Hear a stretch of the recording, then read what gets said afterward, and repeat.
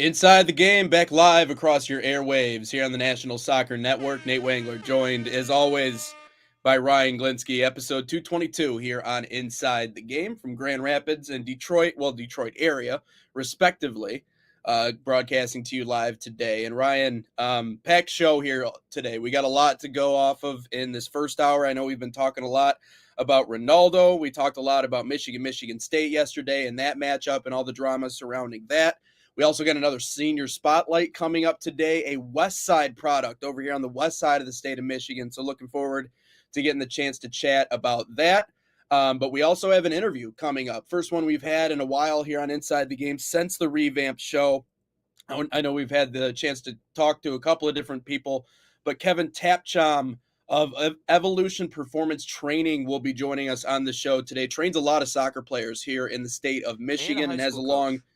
and a high school coach too, but has a long resume here in the state. Has played with a lot of different clubs, including the Flint City Bucks. So we'll get into that a little bit in that conversation. And U of D. But Ryan, yeah, and U of D as well, right? And I know that we've had the chance to chat with them, and obviously we've done a lot of work with UDM over the years, including making some videos. So obviously a strong connection there. And but Howard.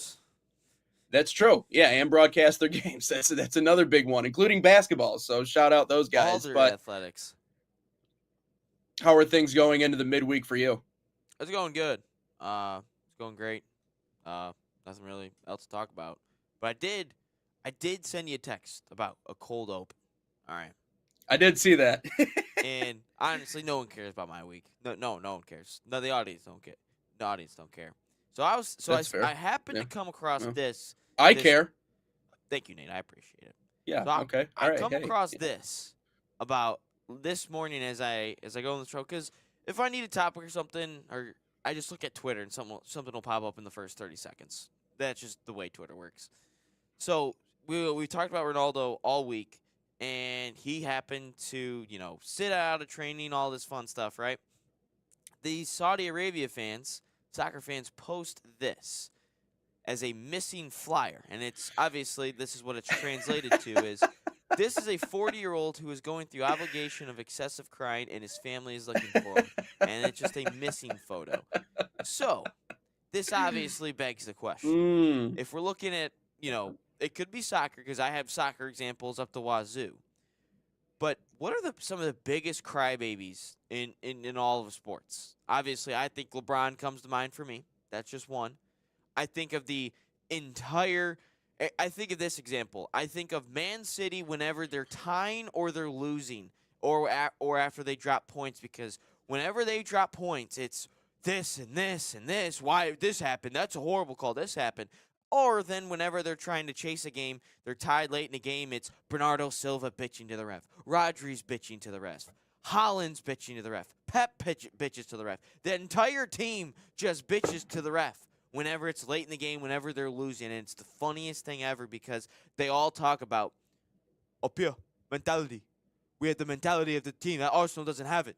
Mentality. That's how Rodri sounds. And then all of a sudden, they're up a 2-goal lead, and they tie, and all of a sudden Rodri goes, the referee don't want us to win. It's clearly a foul. Well, Rodri, you said this 2 years ago. It's the reason why you guys are different. Mentality. You're supposed to overcome it, Rodri. You're supposed to overcome it, my man.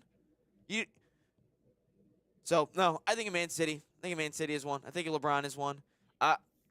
Sidney Crosby is one that I always hear. But no. How about Aaron Rodgers? I feel like Aaron Rodgers has gotten to that point of his career where, like, if you touch Aaron Rodgers, he's like the umpire if you were to, like, go out and argue, like, during a baseball game. Like, if you give him a bump, like one of the little shoulder checks, or, like, you touch, and then he'll immediately, every time you see it, they'll step back and they'll, like, point to the spot in which they were contacted. They're like, you just touch me?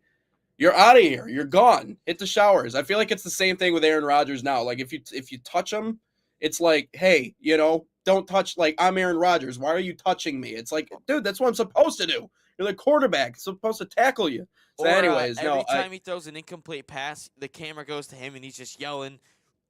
yeah, It's like, maybe you yeah, just threw a bad ball or made the right, wrong read. Do you ever think of that, right, Aaron? And it's every time yep, it's always it's funny. It's always someone else's fault when it comes to Aaron Rodgers. And he's like 0-5 in NFC title. Like, the guy stinks in the playoffs. Like, a lot of people don't realize, like, the guy actually stinks when it comes down to it. I remember the Bucks game. Everyone was making an excuse for the phantom PI against Antonio Brown, which crazy to think Antonio Brown won a Super Bowl with the Bucks. But yeah. obviously not a PI. But that whole game, Aaron Rodgers throws like 2 picks. He could have ran one in the end zone, instead threw it into double coverage.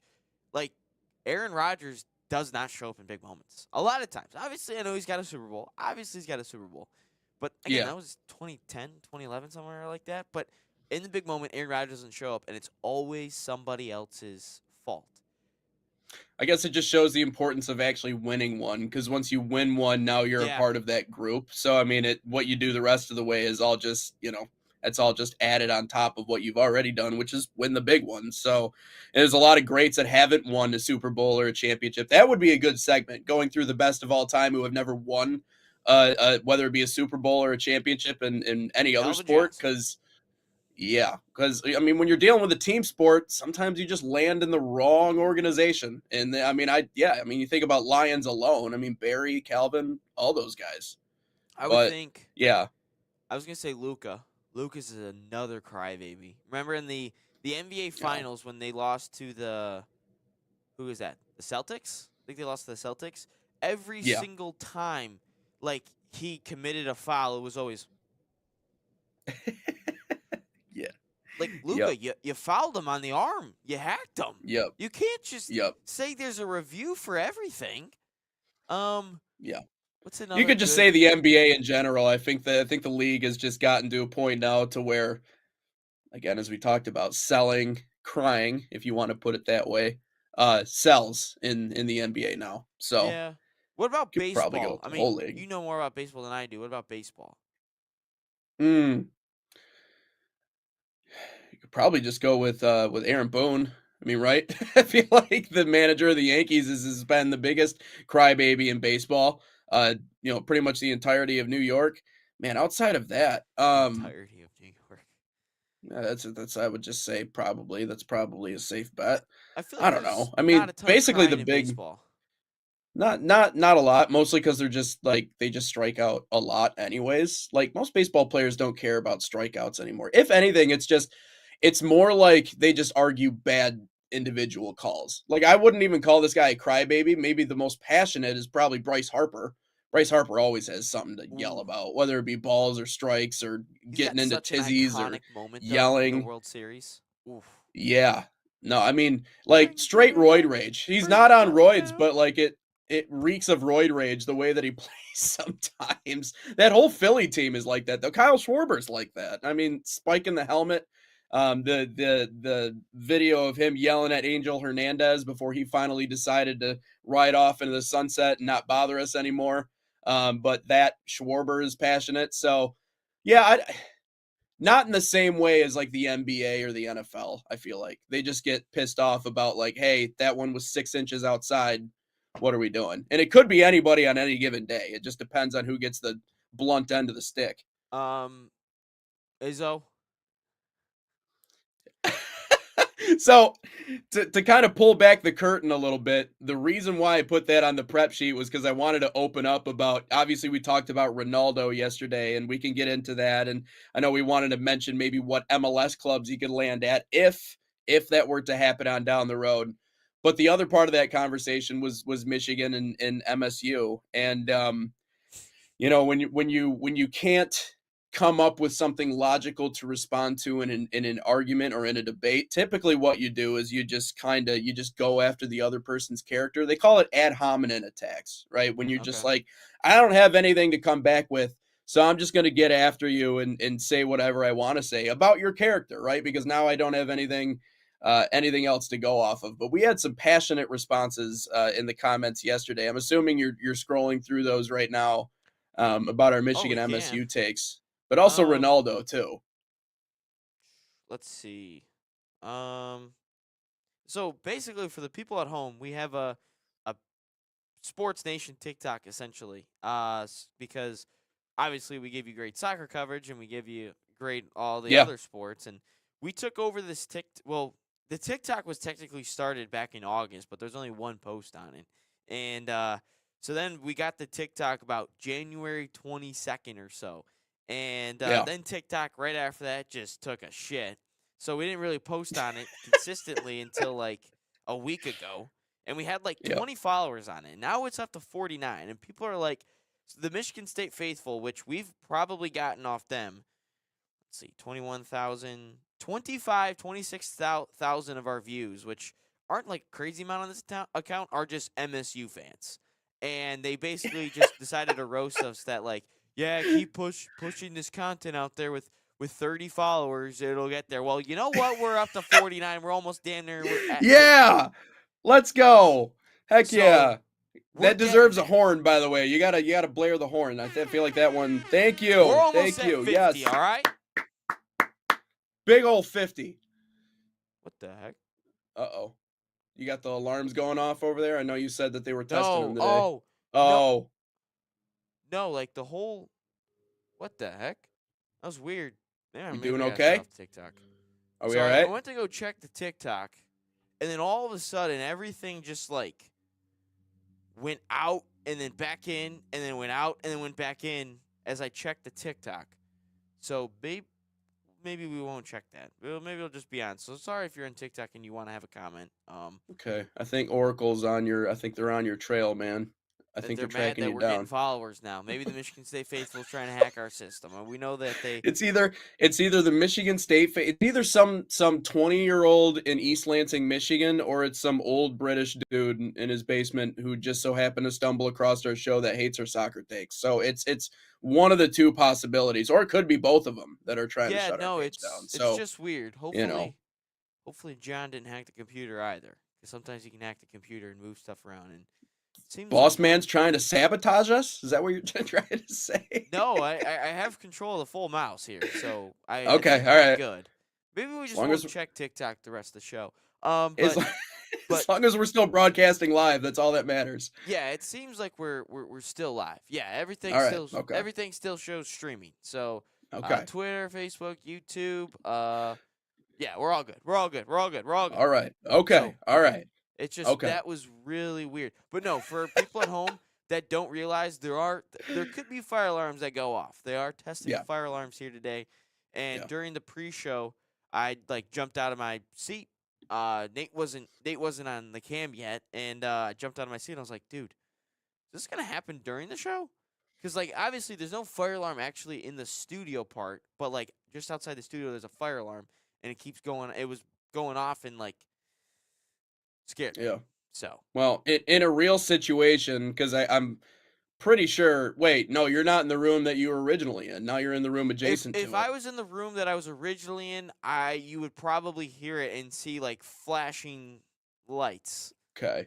All right. But And you're right around the corner from it. So in a real life situation where the fire's coming in, I mean, you got a window there. It's not too far up.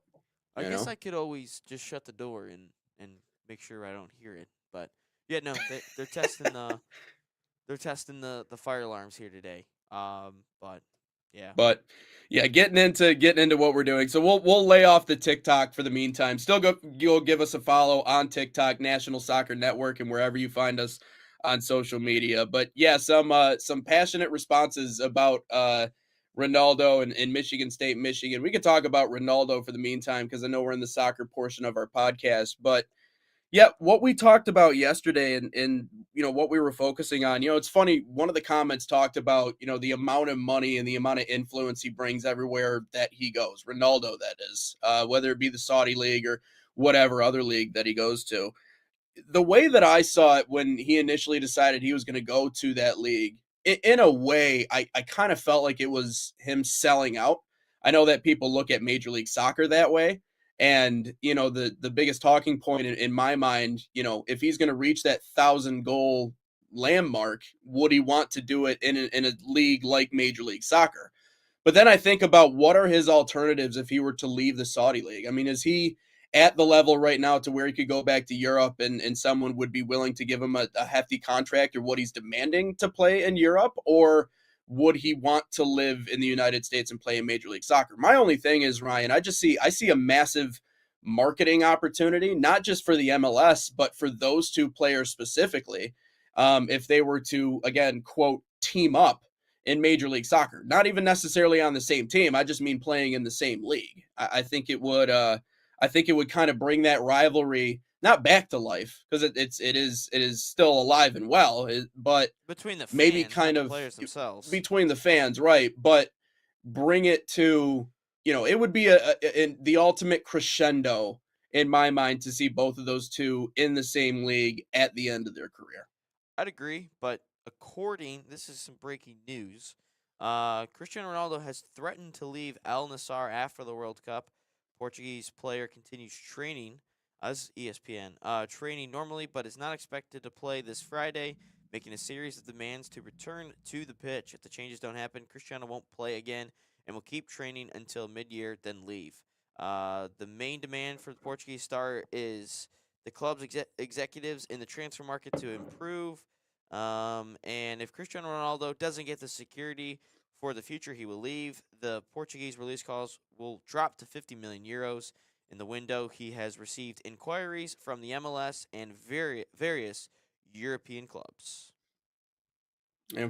So the bid is in, and yeah, obviously, if Europe is taking another look at him, then I think I know what way he's inclined to go. I think I know what way he is probably thinking he wants to go, but I know coming up here in the second segment, we'll talk about maybe some potential landing spots in Major League Soccer because I do think it's Which an way do you interesting think he wants to go? conversation. Europe. Europe? I think he wants to go back to Europe to finish things off. Yeah, I don't. Um, I just think about the landmarks and the things that he wants to accomplish and how he wants to put a finish, really finish off his career, a legendary career, and I think he wants to do that in Europe. Personally, that's just where I come from. Where do you think? I think wherever he gets paid the most. I mean, Yeah, yeah, he's yeah, accomplished he's accomplished everything that he wants in Europe. I would say if he ends up at another club in Europe, I think it's Sporting Lisbon, just where he started, back in Portugal, back in his home country. yeah, Um, but if he continues, if it's all about the money with him still, if it's all about the money, I would say he goes to the MLS because you're gonna get a massive payday. I mean, dude, you're making $500,000 a yeah. day, damn near, in the Saudi league, and I Hmm. feel like when you're getting paid that, eventually you're gonna want you still want that, especially if you can still play. And I remember talking to Braylon Edwards and like kind of like when did you finally just like realize that you hang it up and well, he told me, and then he told his dad, and his dad goes, "You ain't getting another job where you can make over $1 million a year. So just be prepared for that."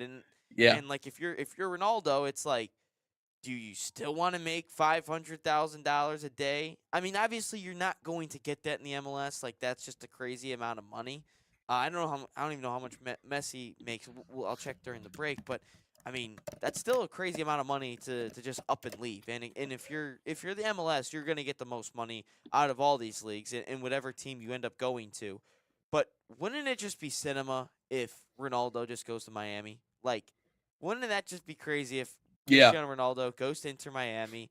Him, Messi, Suarez, Busquets is now gone. So Rodrigo De Paul, I think Elba's now gone. Now you add in. Now you have Dwayne St. Clair, the best goalkeeper in the MLS. Now you have that. Like at that point, they got to be favorites to even win the Concacaf Champions League. So I personally am rooting for those two to play with each other. I really do. I just think that would, after the years of debate and my entire childhood debates, they just come together as one. I think that'd be great. I really do.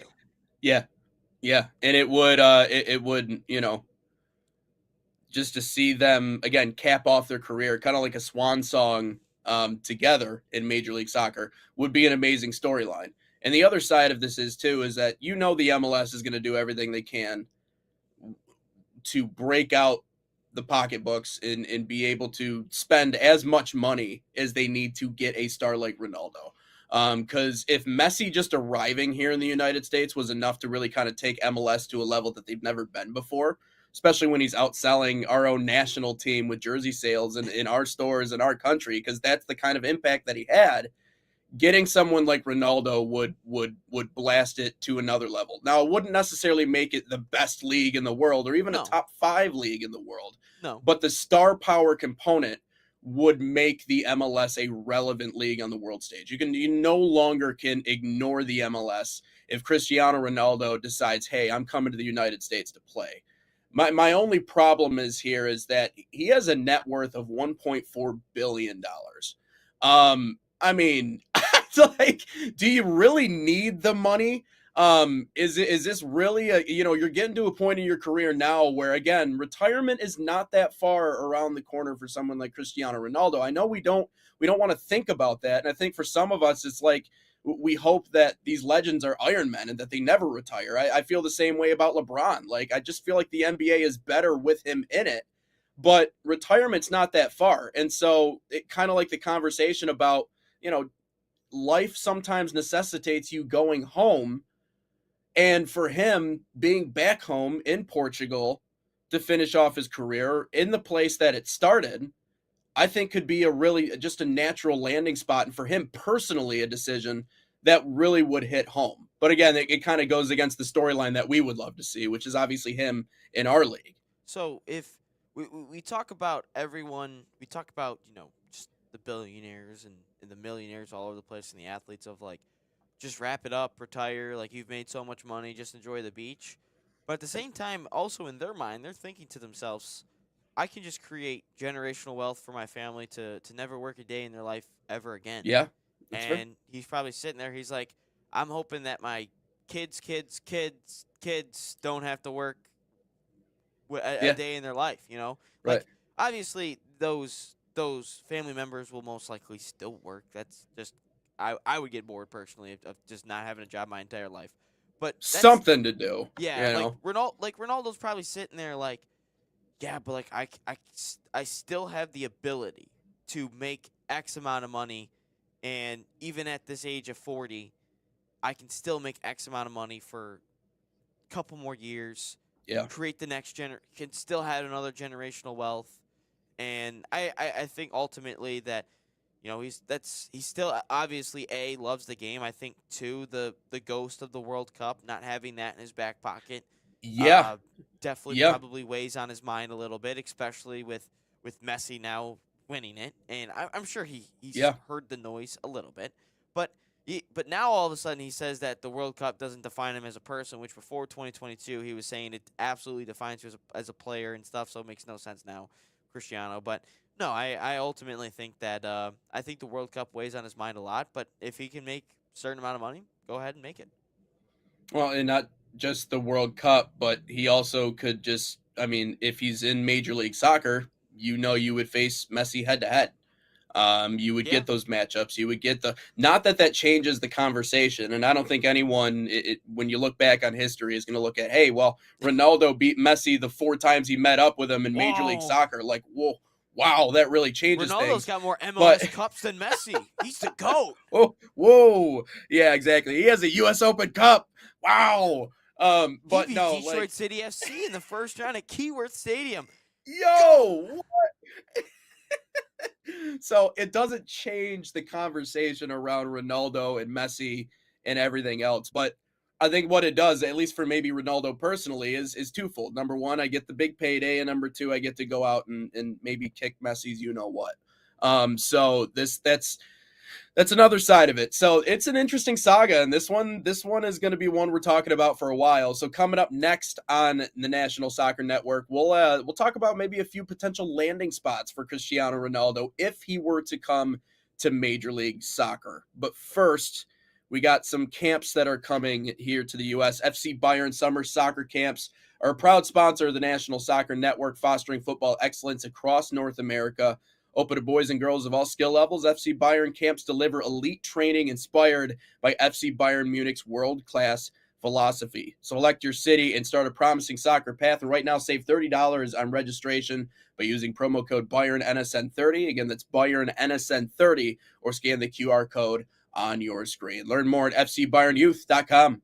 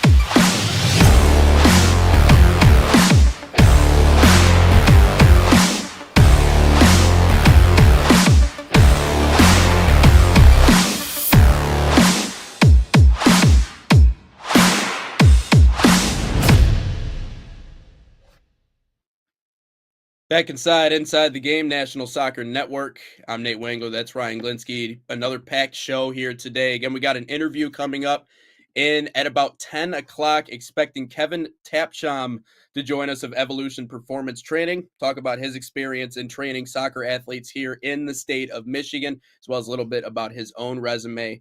But continuing this conversation on Cristiano Ronaldo, right now in protest in the Saudi League, is upset with apparent corruption inside of the league, but obviously the the fans having a little bit of fun with the stuff they've been putting up and the missing posters, and so it seems like obviously his future is not in question, but maybe ruptured. 40-year-old who's going through obligation of excessive crying, and his family is looking for him. And yesterday on social media, obviously Ryan, you called him a crybaby. And there were some Ronaldo fans that got on you, but it seems like his future is maybe not so bright in the Saudi League. Probably not going to be around for very long. So with that, picturing a world in which Messi and Ronaldo meet up at the end of their careers and have legendary clashes for the MLS Cup, where do we think Ronaldo will land? Where could he land? So, Ryan, do you have a list of potential places or thoughts? Yeah, I got highest earning and most valuable MLS clubs in this past season and right now. So there's five on the list, and some of them are what you expect. The most valuable MLS club for a third consecutive year, LAFC, $1.2 billion. Ronaldo's net worth is more than this club, but I mean, $1.2 billion is what the club is valued at. And obviously, we know that they are capable of getting high-quality talent, especially from Europe, a.k.a. Heung-min Son, a.k.a. Olivier Giroud, which I can't believe I said high-quality European talent and Giroud in the same sentence. But LAFC, one of those clubs that could absolutely afford him.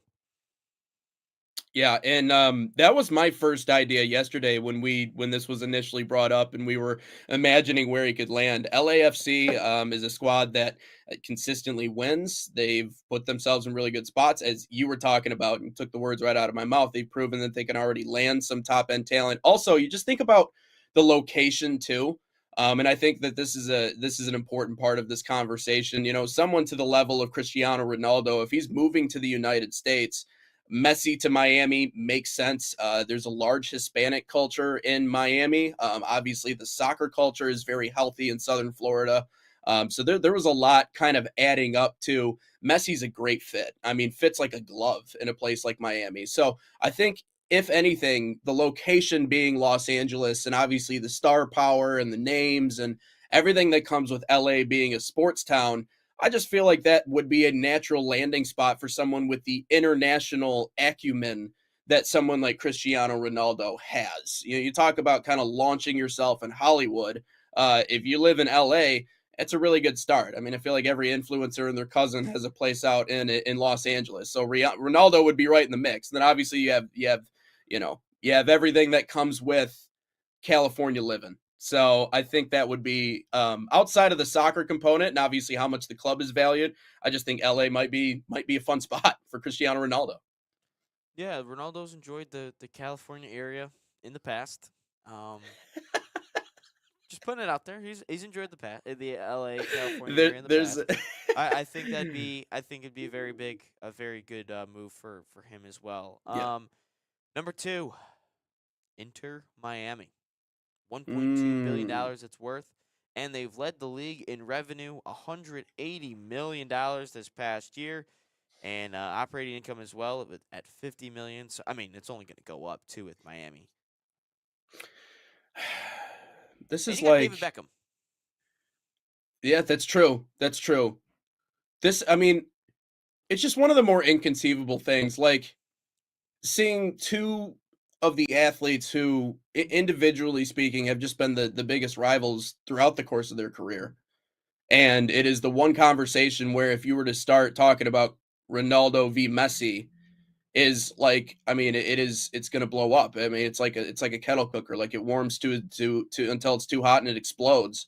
Because it is the biggest debate in the sport. So picturing a world in which those two team up, and both sides of the aisle, Messi fans and Ronaldo fans, are forced to accept the fact that their gods in a lot of ways are playing on the same team is just something that's just inconceivable to me. I know that Miami is obviously capable of hiring him. I know that Miami is capable of bringing him on, but is that something that is even a remote possibility? Does Ronaldo have the ability to put his ego aside and go, "Yeah, I'll play with Messi"? I don't think he does.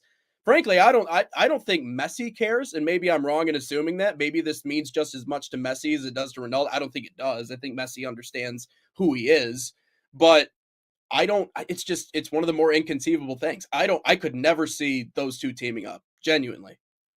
Yeah, I'd agree. I think it's a long shot, but I think for every soccer fan out there, they would absolutely love to see it. I also don't. I also think we talk about Ronaldo being in control of decisions. I think Messi has a lot of control and pull, especially in Inter Miami. Yeah. And Yep. obviously, I think he would veto that move a little bit. But number three, another LA team, the other one, the LA Galaxy, valued at just over $1 billion. They've had superstars in the past: Zlatan Ibrahimovic. David Beckham obviously coming over, even getting him to come over. Landon Donovan was on the squad. And then there was one more. Oh, Marco Royce. Marco Royce is on the squad now, which, if you talk about unlucky players and players to never win anything, that is one of them. And he's been very good for such a long time and never won anything. Even when Germany won the 2014 World Cup, he got injured just beforehand. Yeah, I mean, I would for all the same reasons, for all the same reasons that I said that, the other LA team might be a good fit for Ronaldo is probably the same reasons why I would say this organization would be a good fit. And you talked about, most importantly, maybe the track record of the players that they have had. So that's something they certainly have going for them, that they could put on the table if they want to seriously inquire about bringing Ronaldo on. But I just those are the two areas really of the country that I automatically think it's either going to be Florida or California or one of those other top end clubs. I'm interested to see who else you have on the list, but I think for a lot of the same reasons, I'd say they would be a good landing spot. But obviously, the history and the resume that they already have behind them would certainly help too. Yep. I think you think of a superstar in any sport, you think of going to LA. Yeah, This one might be a little bit surprising, but based on them being a new club and or within recent years, within the decade or so, yeah, Atlanta United, they're valued at just over a mm, billion as well, but they have a really good following in Atlanta. I mean, they play in the Mercedes Benz Stadium, so it fits a ton of people as it is. Now with the MLS calendar switching, I'm sure that they're gonna have to build a new stadium at some point because that's gonna yeah. align with the NFL. But yeah, no, that is the fourth club that could afford him. Yeah, and a big market too. I mean, that's something to remember is that in terms of major U.S. markets, I mean, Atlanta is up there in the sports world, and they just have such a large reach because of their presence and their foothold in the South. Because there's not as many pro teams in the South as there is necessarily No, in the it's all Midwest, colleges. or it's all colleges, right? So I think that if they get someone like Ronaldo, obviously they're going to be able to build their fan base all the way down, maybe not to Florida, because I'm assuming most of those people are Messi fans, but really throughout they could gain a pretty strong foothold in the South. It's a great market. It's right next door to Florida, right? So Messi's right down the road, so you could clearly see a rivalry developing. It's already a rivalry, but you know what I mean. Within the league, they're going to see each other a little bit more often. So the market, I think, obviously they have the means to be able to sign him. So I think Atlanta could certainly be a good spot. As long as, I mean, obviously, as long as Ronaldo thinks that they're able to compete right away. I think that's something else that we talked about. Yeah, he wants the money, but I think more than that, he wants to land at a club that he knows can go out and probably win some games right away. He doesn't want to go to a squad that's struggling or can't keep up. So Atlanta is competitive. They're growing. The amount of money they have is obviously, if you're valued at $1 billion, you can figure something out. And also just, in terms of sports markets, again, Atlanta is another one of those hot spots in the United States. So I think it could make a good spot for him. Frankly, I think it might make a better spot for him than even Los Angeles would, and certainly Miami. So I don't know where I put it on the list, but I think it's towards the top. No, I think when I was looking at this list, I thought, wow, Atlanta is a little bit surprising, but then you pull it back a little bit. Good market, as you mentioned. They have a Hmm. history of really losing in that town as it is anyway, so it fit well with Ronaldo. And then obviously they have a really good following. But will Yeah. be the last one, and again, this is you think of superstars, you think of this city, NYCFC, New York City FC. They're Mm. valued at just under $1 billion, but they've had superstars in the past: Andre Pirlo, Frank Lampard. I think that might be it. I think it might be it of all the Mm. superstars. But they also have technically had Christian Pulisic in their academy. They technically had a Gio Reyna in their academy. But they're a club that is continuously or has continued to grow over the years and produce a lot of talent and buy a lot of talent. And then you got to surround them with New Yeah. York. Would he be a Yankees fan or a Mets fan? Probably a Mets fan, if you're being completely honest. He'd probably be a Yankees fan just because that's what you're supposed to do. Like the Yankees hat is it's like a fashion thing. Like I people aren't agree. even Yankees fans. They're just like, oh, it's just a cool look at. Like I see it at the store all the time, and I'm like, no, stop wearing that garbage. Anyways, no, the Big Apple, of course. I think of course I think it could be a great spot for him. If I'm not mistaken, aren't they getting a new stadium too? I'm Uh, I fairly certain that they're I think a getting a new lot of these stadium. teams are getting new stadiums just because Okay. of the scheduling and stuff. Because some of them play in Right. NFL stadiums. Yeah. So, I mean, to that point, I'm sure Mercedes-Benz Stadium could sell a billion tickets if Ronaldo's coming to town and playing. So that was even something that I didn't even think about during the Atlanta conversation. But maybe could convince him with the new facilities. And again, I mean, you talk about the prime spots, and New York is the place. I mean, to use a basketball example, right? Like we call Madison Square Garden the Mecca. Like that is the Mecca of basketball. The Knicks haven't won an NBA championship since the 70s. Like, I love but that stat. It doesn't matter because it's New York. That's why it's the Mecca, because of the media, because of the stars, because of everyone I mean, you look at the section by the court during the playoffs. I mean, you got everybody down there, all the stars, all the celebrities, and they all literally sit in one big bunch. So again, outside of LA in terms of star power, New York is that place. And so I think if there's a place or a part of the country here in the US that would immediately embrace Ronaldo, and it would be almost like a cultural movement, it would be New York. So that is the mecca in American sports, regardless of whether or not they're good. I would say the same thing about the Giants and the Jets. There's a reason why that's a big talking point every year, and they talk about it on ESPN all the time because they realize that there's 7 billion people in New York, and they they all care about sports, and they're all in on their teams. That's just the city. New York is just a different beast. So I think Ronaldo has the star power to be able to not just handle a place like New York, but kind of become frontline news in the Big Apple. Yeah, I think So you're right. You think of all these big markets. It ain't going to a Minnesota United, which I know no, Minnesota doesn't like me. I mean, they're gonna get James Rodriguez. Congrats, guys. You're gonna get James, but no, he's going to I think Chattanooga, the Red Wolves, he's gonna or come he's going play to for Detroit. Flint City.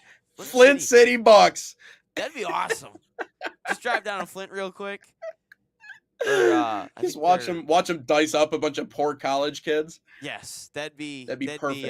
That'd be really fun. I think that'd be great to see him play in the USL. Or I honestly thought, because obviously the U.S. Open Cup does it like they do in Europe, where the big clubs come to the smaller clubs to play a game and all that fun stuff. And you think, well, could Ronaldo or Messi show up at like historic Keyworth Stadium or wherever like Louisville City plays, or wherever any of these smaller USL clubs play for the Open? Like I think it would be awesome. Like I remember watching the Columbus Crew play DCFC at Keyworth a couple of years ago, and that's what kind of opened my eyes to DCFC and actually started to like follow them a little bit. And I'm sitting there and I'm like, wouldn't it be amazing if one of these stars that I've been watching over in Europe just comes over here real quick and plays at historic Keyworth Stadium, and after seeing them play in the Champions League and the World Cups and on these biggest stages, they come to Hamtramck, Michigan to play in front of 5,000 people. Yeah. And a field that is like the sideline is like a foot wide, and you basically, if you were to stretch your legs out, your legs would be out on the field and over the touchline. But no, I just think that'd be amazing. Yeah, it would certainly be awesome to see. And an international tour doesn't sound like a bad thing for these guys at the very end of their career. They go play in random places. All you of got a a sudden comment? You see like LeBron James pulling up to random street parks, or random YMCA's around the country. Yeah, that's what I'm just saying. To hoop one last time. Yeah, exactly. Just some random gym somewhere in the world, anyways, so let's take another quick break here on Inside the Game. Coming up next, we're going to talk about our new senior spotlight this week. We also got a little rant coming up from Ryan about something in regards to Aresenal and them letting loose a little bit with their celebrations. People apparently are taking issue with it. But we'll talk about all those. And then again, we got an interview coming up at 10 o'clock. Kevin Tapchom of Evolution Performance Training will be joining us at Inside the Game. But let's step aside. We'll be right back. Experience the thrill of the game like never before with NSN's Game Rewind. Dive into full match commentaries enhanced with cutting-edge dynamic graphics, letting you relive the highs and lows of your favorite matches in astonishing detail. Whether it's a championship win or a legendary play, NSN Game Rewind bridges the past and future with a broadcast experience designed to captivate. Call 586-304-4405 and start watching today.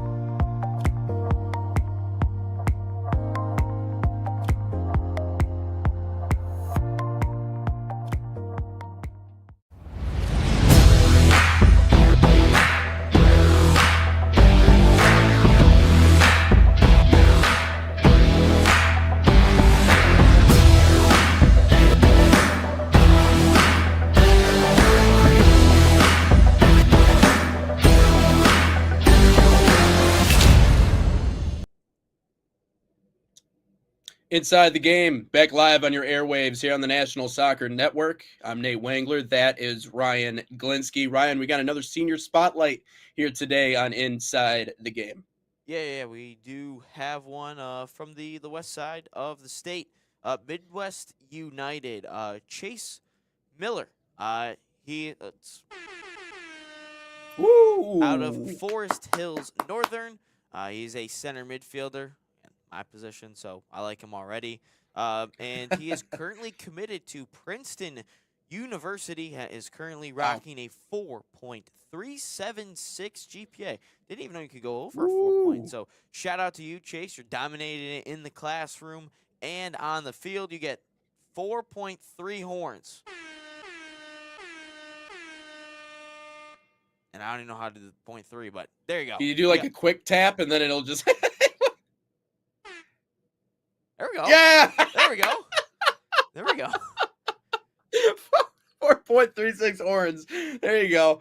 Congratulations to Chase Miller, though. That's awesome. Good to see that. Midwest United is a club that continues to grow too, and we do a lot of their games here on the National Soccer Network. I believe all of their USL 2 and USLW games last year. So, congratulations to Chase. That's a big deal. Yeah, and to get over a 4 point, man, I didn't pay attention. I'll be the first to admit I didn't pay attention to my studies nearly enough to have anything within the same atmosphere as a 4.36, but that's cool to be able to do both because I mean, you know firsthand, I know firsthand how busy life gets with school and sports and managing all of that. So that's awesome. Well done, Chase. Yeah, Chase. Shout out to you again. Impressive GPA number. I would agree with you, Nate. I rocked a 3.6 in high school, but also Midwest United is has Lewis Robinson, of course, Western Michigan head coach, who roasted me a couple months ago. Shout out to him as well. But no, Midwest United is a very big club. I think they used to be called the Grand Rapids Crew, like the Columbus Crew. Yeah. But they're called the Grand Rapids Crew, and I had many battles with them over the years. And again, they're a very, very strong club out there on the west side of the state. Again, shout out to you, Chase. And again, we'll be having a couple of more. We had I think one last week and then one earlier this week. And now we got another one. So shout out to all of you seniors out there. And if you guys, again, also going to Princeton University, impressive, my man. Very impressive. But also if you guys have any seniors out there and want to be part of it, make sure you contact us on any social media platform, and we'll be happy to get you on the show and give you a nice little graphic like JT did. Yeah, it's a fun part of what we're able to do, being able to spotlight a lot of these players that we do play-by-play for, but oftentimes, once the broadcast is over, we go about our life. So, the story doesn't stop there. So we want to be able to obviously give you guys the platform to be able to share that. But getting into our final talking point before we get to our interview with Kevin Tapsham of Evolution Training, Ryan, you had mentioned Aresenal in the rundown and celebrations, and people were having an issue with the way that Aresenal is carrying themselves. I think it's just fun, personally. I think they're just playing loose and playing confident. And says you about all this. Oh, and we'll be talking about them tomorrow too, because they could be doing something special. I'm just not saying it's gonna happen, but they could be doing something special. All right. All right. But it's this. They win the Carabao Cup second leg yesterday, and again, it was a typical Chelsea's chasing them, needs one goal to advance or one goal to tie things, go to extra time, all that fun stuff. But then Aresenal scores a 90 plus 7 minute goal, all that fun stuff, right? And all of a sudden, as the goal goes in, Havertz decides to run to the opposite corner, and his teammates that are on the bench run across the field to celebrate with them. And again, Gary Neville is another little weasel. He immediately, as Peter Drury, who the GOAT of soccer commentators, given his line, and he always lets the crowd breathe a little bit. And then all of a sudden, you hear Neville go, "Oh, and the players, we have a pitch invasion. It's the players, the pitch invading." Well, Gary, you have won a lot of trophies in your time before, and you were kind of in the shadow of lots of great soccer players. And a team and a club that gets mocked time and time again for not winning trophies, not winning championships, not getting it done. They have not been to a cup final in 6 years. 2020 was the last time they've gotten to a cup final. They've won Community Shield since then, which, again, every single club counts, but when it comes to Aresenal, you can't count it. You just can't count it because it's Aresenal. You can't count their Community Shields. But everyone else can count it. You count it for Manchester United, count it for Liverpool, count it for City, but when it comes to Aresenal, you can't count the Community Shield, which is weird, Gary. Weird how that works. But because the players run across the field and decide to celebrate with their teammate, something they haven't gotten to a cup final in 6 years, they've been hearing about it. And then also for the fact that of what they could do potentially this season, which I'll talk about tomorrow, could potentially do a team has never done before, and not even your OP Manchester United treble side or Man City's treble side. Why are we got to knock on them for celebrating? Like, what is it with this club and celebrating? I remember a couple of years ago when the photographer who has been the Arsenal photographer since like 2000, he's photographed some really good teams. And he's even given a motivational team talk. And Odegaard takes the camera and takes a photo of him after a big win against Liverpool. That's never happened. But, when Arsenal does it, they're not allowed to do that, which is weird because Carragher gets upset about it just because it's Liverpool and they beat Liverpool. It's weird whenever these pundits, whenever the talking heads in England, whenever their club whenever Arsenal beats their club or sees Arsenal having success, there's always a comment. There's always Arsenal can't do this. Arsenal should be doing this. And Micah Richards, who gets a ton of hate on the CBS Champions League show just because it's Micah Richards, and I think he's a great analysis and all that fun stuff. He said it a couple years ago. Whenever it comes to Arsenal, everyone just wants to lump in. Everyone wants to say something about it. Let the guys celebrate a little bit. Let them celebrate. They got to a cup final. And if it didn't mean anything, if the Carabao Cup, because it's always said, oh, the Carabao Cup doesn't mean anything to all these big clubs, then why were Chelsea players crying yesterday after they lost? Why? Why is that? If it didn't mean anything, Gary, if it meant absolutely nothing to the players, Chelsea was a big club who was like second in the Premier League a couple months ago, and all of a sudden they're crying. Like, why, Gary? Like, all of social media is like, why is Arsenal celebrating like this? They didn't win anything. And then I know what'll happen is if they ultimately win the Carabao Cup, it'll be, it's just the Carabao Cup. Why are they celebrating like this? That's what it'll be. But when United wins it, when City wins it, when Liverpool wins it, when Chelsea wins it, it's, oh, yeah, they're allowed to celebrate like that. But when it comes to Arsenal, oh, no. You can't. No. We got to keep pushing the field goal post a little bit, the post back a little bit. Got to keep moving it. We got to keep moving the goal back. No, Gary. Gosh, your voice is so annoying. You sucked as a manager at Valencia. You shouldn't even have the job to begin with. And you suck as a pundit because you just say outrageous things because it's Arsenal and you got a little bit of hatred for them. So let's be biased a little bit because – and then, this is my favorite one that he said this year. Back in October, Arsenal had like a 4-point lead, and he's like, yeah, it's Arsenal's to lose. Buddy, it's October. There's like 25-plus games to go. Now there's 14. Like, people don't realize it's a damn marathon. I just don't understand. Whenever Arsenal does something good, there's got to be some stupid comment from these pundits in the social media land. Just let them be happy. But when Tottenham wins the Europa League, it's like, oh, they could do this. They haven't won something in a while. Well, Arsenal hasn't won something in a while, apparently. Yep. It's just the old heads who don't like it. And I also think that just saying, well, it doesn't matter is just a form of like deflecting, just a form of coping. It doesn't matter. Well, clearly it does. And clearly it does matter to them. And, also, I think it's just simply just let them celebrate. Let them have fun. People always take exception to celebration when they're on the not the right side of the celebration. When they're on the other side of the celebration, all of a sudden it becomes too much. But no, I agree with you. It's probably just a step too far. That same game where Odegaard, Europe will get mad.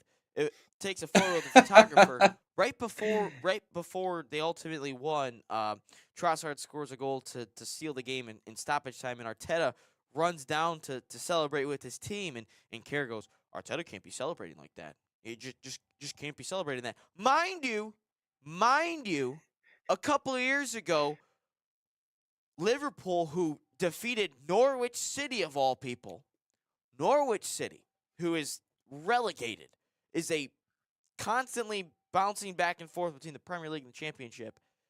They get a 90th minute winner. Jurgen Klopp sprinting down the sideline to celebrate with his guys. Actually broke his glasses because he was celebrating with his team so much.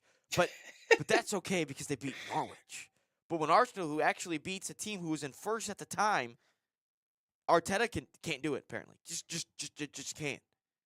But Liverpool can go out and do it. But that's exactly. See, Nate, Nate, if Arsenal actually wins the trophy this year and wins like the Premier League or the Champions League, or God forbid they win like more than one, oh buddy, you are going to have a very fun co-host partner who will constantly be saying lots of stuff. I might just let you go at that point. I might just let you do the thing yourself. Because of how much hate this club gets and how much hate anything this club does, it's always, can't do this. Well, you got to do this. You can't do it this way. You got to do it this way. But this club can do it. Yeah. Exactly. If any of this happens, Nate, you'll have a very fun co-host. Yeah, I'm sure I will. And a lot of clips will be posted on social media. I will be doing a mailbag a lot of these days. I like, Nate, if you want to take a day off one day, go ahead. And I'll just sit there with the mailbag and just respond to questions. I might just wind you up like the Energy Bunny and just watch you go, or Energizer Bunny and just watch you go. So exactly. I mean that might be the plan there. It's like whatever this team does. That's why I said the celebration police. Apparently Arsenal can't celebrate it away. They got to a cup final for the first time in 6 years.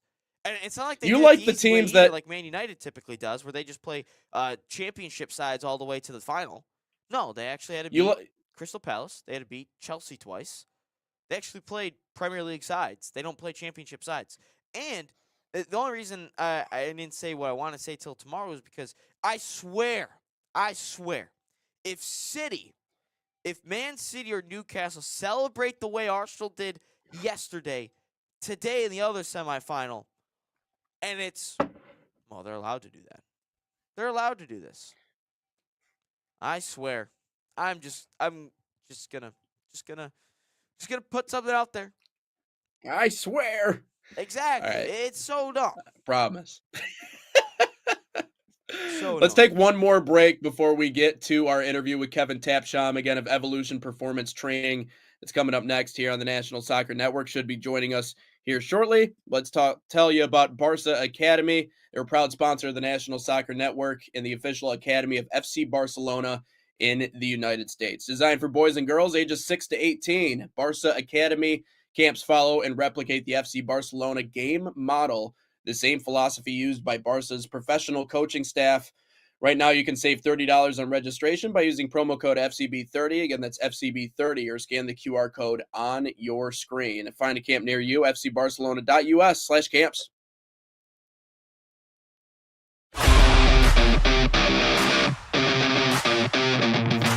In Barca camp, I sing my song Grown on and off of the field.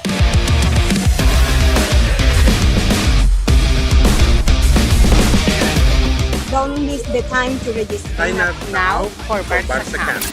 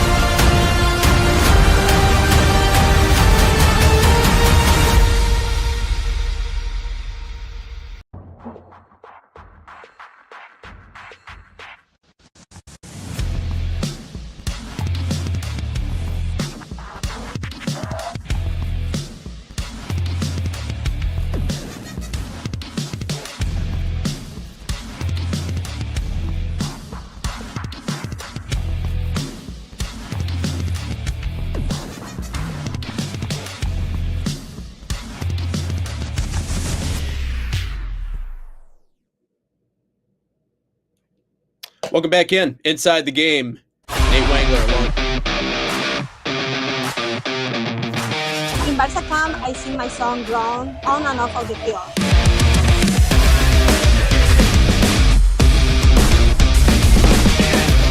Don't miss the time to register. Sign up now for Barca camp.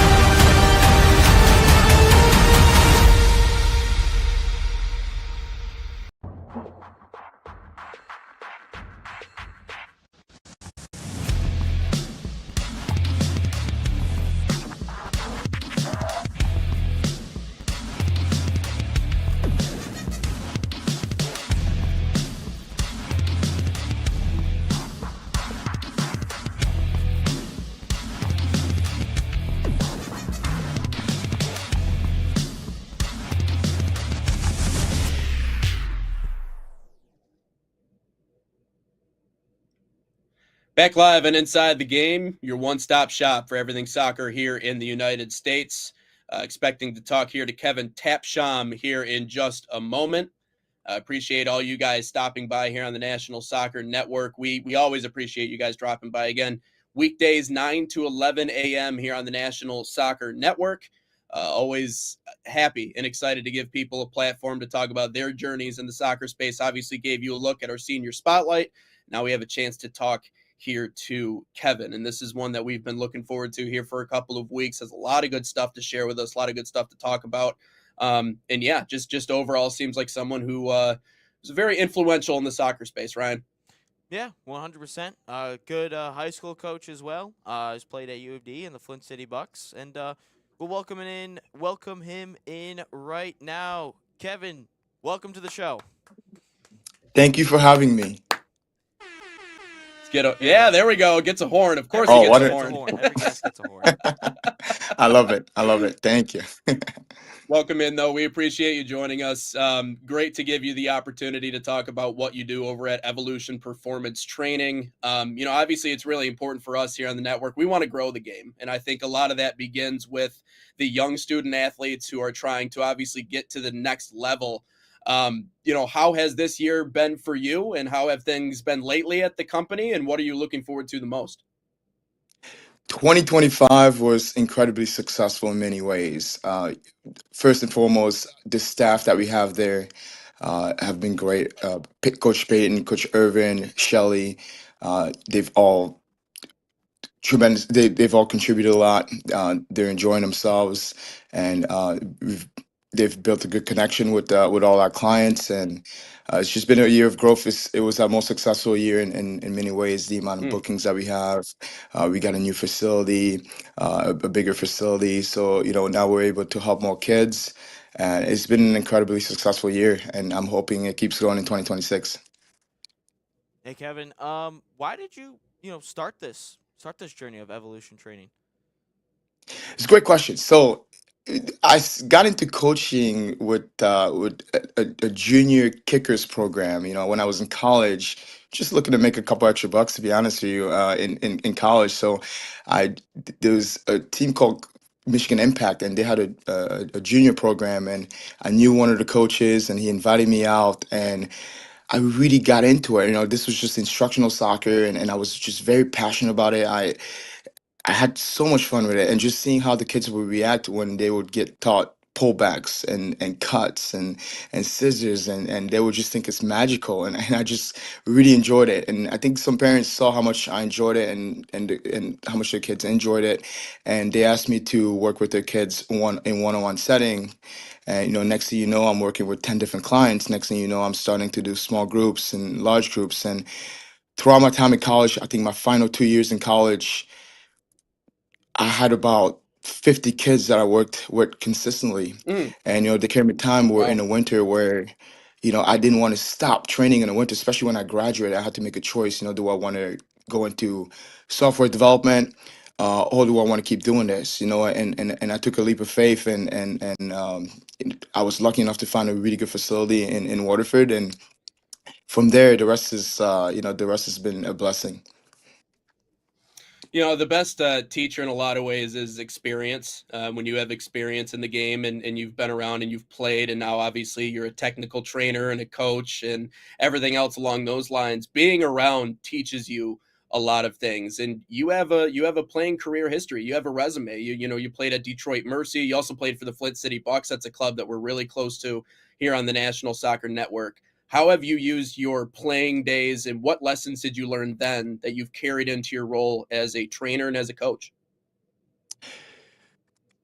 I started playing soccer pretty late, and my story is a little complex. So I don't want to take too much time and go into too many details. Yeah. But I was actually in foster care when I started. My case manager knew Ian Jones, who was my first coach. So I was just juggling in the background, because I was born in Cameroon and I grew up there, and just soccer is just part of the culture. You just go play soccer on the street, like it's just something that you do. So when I came here in the U.S., around 2008, the first couple of years I didn't play, but when I went to a foster house, my case manager saw me juggling in the background. He's like, "Hey, you look pretty Hmm. good. I know this coach, and so Ian came to my backyard. Actually, I was living in Southfield at the time, and he gave me a tryout in my backyard. And then from there, he really helped make sure I had everything I need. So he would drive me from Southfield all the way to Waterford at Oakland Yard for practices and games, and different families would give you rides, right? Because I was in a situation where I Wow. was I was not in the best situation financially, so I Mm. got a lot of help and assistance. So I started pretty late, and because I started so late and I was so driven, I really put a lot of effort into growing as a player. So I would train on my own quite a bit, and I started playing. My first team was a Classic 2 team. I'm not sure if the system is still the same in Michigan. Then I went. Our team merged and became a Premier One team, and then eventually I got onto a National Premier League team at the time, which is comparable to a Mm. ECNL team or MLS Next 2. And then I eventually got onto a MLS Next One. It used to be called Academy at the time. So I progressed, through different levels of soccer, and eventually I walked on at U of D, which is a Division 1 school, and because I know in my background, I was always driven to really make the most out of the opportunity I was given. So that's a little bit about my journey with soccer. Yeah, and you mentioned the help, the people that were willing to step up and get you to where you needed to be. I think that's a really inspiring story. I appreciate you sharing that. Is that what inspired you to be the help for other athletes? Absolutely, absolutely. Just knowing how much soccer gave to me, and Yeah. I was able to get a good education. I was able to make a lot of really good friends, and just really have something to stay out of trouble, and something that just gave me a lot of enjoyment and fulfillment. I want to give that same feeling and same opportunity to as many players as possible. Yeah. Hey Kevin. So my question are for you is, so in my family, my dad's side, they all went to private school. They went to Harper Woods Notre Dame, which no longer exists, and they talk about playing in the Catholic League, playing against CC, playing against Brother Rice, playing against Orchard Lake St. Mary's. How difficult in soccer is the Catholic League? The Catholic is very competitive, right? Because these schools all have very high standards, right, in all areas. Obviously in sports, but just in general. So all Hmm. these kids are very competitive. There's usually really good experienced coaching staff. So every game, very competitive game. Now, thankfully, coming from Clarkston, where we played in the OAA Red, it is something that I'm used to. But you've CC are our main rivals, but De La Salle in recent years have become a really heated rivalry as well. U of D very similar. So almost every game feels like a rivalry game, and almost feels like a cup final. So that's something I'm really looking forward to. You talked about a little bit about your linear progression through the soccer ranks as a player, but we've also seen that progression from you in the coaching ranks as well, going from junior varsity to varsity. And we know that the experience and the expectations, if you will, change when you make that leap to levels. So, what has that transition been like for you? It's been great. Thankfully, at Clarkston, I was there for 7 years, and Ian Jones was the varsity coach, and Damian Huffer was one of our assistant, and he's the head coach on the girls' side. Both of those guys just really did a good job giving me a lot of advice, autonomy, and a lot of support. So I was able to really learn under their umbrella, and and and at the same time get to apply a lot of what I learned with the JV team, which is a lower. The result don't matter as much with JV. Yeah.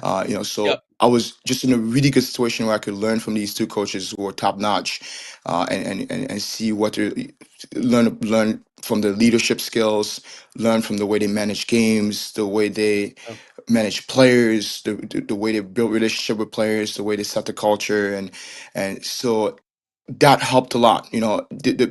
I have been a varsity coach at Mott for the last 3 years, and the obvious difference is the amount of responsibilities that you have, right? You have to first, you're the face of the program, right? You're the first hmm. reflection of the program. So just the way I communicate with people, the way I communicate with other coaches, the way I carry myself really reflects on the program, right? So I've had to be a lot more responsible, a lot more proactive. The second thing is I'm responsible for the staffing. Mm. trying to make sure we have the correct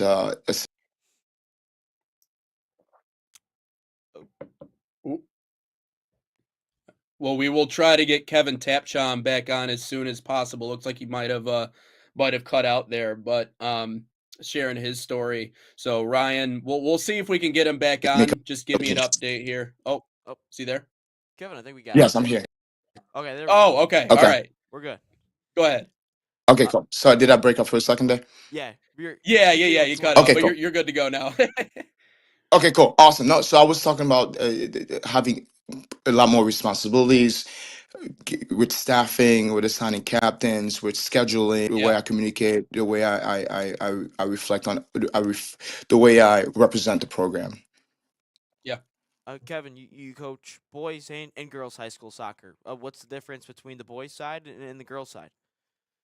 Yeah. So now, when I list these differences, they're not exclusive, right? I would say boys have to respect you, and girls have to trust you. Right? I think that's probably Yep. highlights the main difference in my opinion. With boys, they do care about your background, right, and how much you know about the game, and that you have integrity, right, that you're not afraid to hold people accountable, right. With girls, I think it's really important for them to know that you care about them and that you actually respect them as people, not just as players, and also that they know that I'm able to share with them and be vulnerable with them, and boys, I think naturally the intensity is always high, right? Boys are just very driven, and again, that's not to say that girls aren't. I Yeah. think I'd say girls respond really well to tactical instructions. I think if you Mhm. can have a really good connection with girls, they would really respond well. They respond almost instantly to to any adjustments that you have to make. Girls, I think you have to be a lot more mindful about the scheduling and recovery. Uh, Whereas boys, you go you can go 6 7 days a week at a pretty high intensity. Not that it's recommended. So those are, I would say, are the main difference. Between the two. But these things aren't exclusive, right? You have to make sure that you develop these players. You have to make sure that they have a good technical foundation, make sure that they understand the games and what success looks like in their position. Make sure that they have access to their film and then because kids are visual learners, right? Boys and girls are visual learners. So when they're able to see the films and have a lot of clarity on what successful moments are, and what they need to do. That helps them be at their best. I think Yeah. both boys and girls, the mental game is really important. You have to make sure that they have a lot of self confidence and a lot of belief in themselves. And I always try to tell all the players I work with to not tie their confidence into how they're performing on the field, right? To tie their confidence into their character and how they're going about things and how they work hard and whether they're good teammates, whether they're good friends, right? Whether they're good kids, they're good to their parents, just to tie the confidence more to the people that they are rather than the player that they are and how they're doing on the field and what's going on, with them getting offers from colleges or whatnot. So, that's usually one of the first things I address with players, or I make sure that they have a lot of belief in themselves and that their mental game is good, that their Yeah. self-talk is good, that they're positive to themselves. And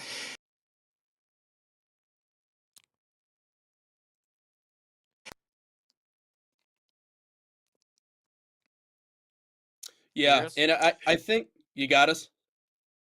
yeah, I'm with you. You got us? Okay. The thing that I think, so all of this in a lot of ways kind of falls under the umbrella of development. It's the thing that we always Yes. talk about, whether that be mental, whether that be, or the other side, which is technical development. And so you're a trainer, and so when I think of trainers, I think of strength trainers. I think of that can mean a lot of different things, but you focus on the technical side of the game. What does that Correct. mean, and how does that get the most out of these players? So the way I break it down, right, is we want to develop effective players, right? And then you take a Yeah. step back and you look at making sure players can receive the ball properly, right? Receiving, or actually, let me name the major technical pillars, right? You've got receiving, you've got passing, you've got dribbling, and you've got finishing, right? Those are your major technical components.